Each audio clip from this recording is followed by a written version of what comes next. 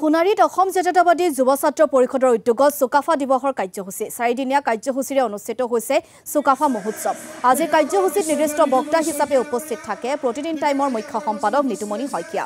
প্ৰাণৰ শিল্পী জুবিন গাৰ্গলৈ শ্ৰদ্ধাঞ্জলি জনাই 5 সহস্ৰ লোকে পৰিৱেশন কৰিব মায়াবিনীৰ ৰাতিৰ পকল। উন্মোচন কৰা হ'ব জুবিন গাৰ্গৰ সৃষ্টি আৰু জীৱন বিষয়ক এখন গ্ৰন্থ।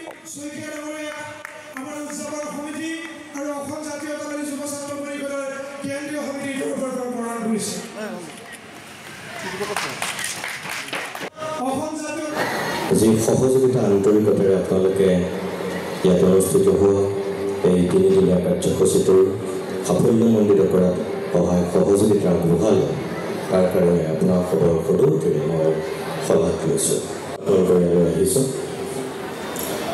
অকল যে অসম জাতীয়তাবাদী যুৱ ছাত্ৰ পৰিষদে চুকাফা মহোৎসৱ অনুষ্ঠিত কৰি নিৰ্দিষ্ট বক্তা হিচাপে মোক ইয়াত সন্মান দি আমন্ত্ৰণ কৰাৰ কাৰণে আহিছোঁ তেনেকুৱা নহয়। মই অকণমান স্বাৰ্থপৰ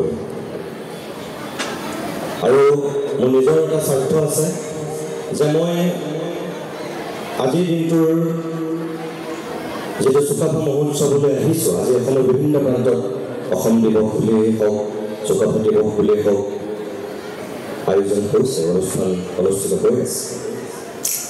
কিন্তু মই আহিছোঁ ক'লৈ? চৰাইদেউলৈ।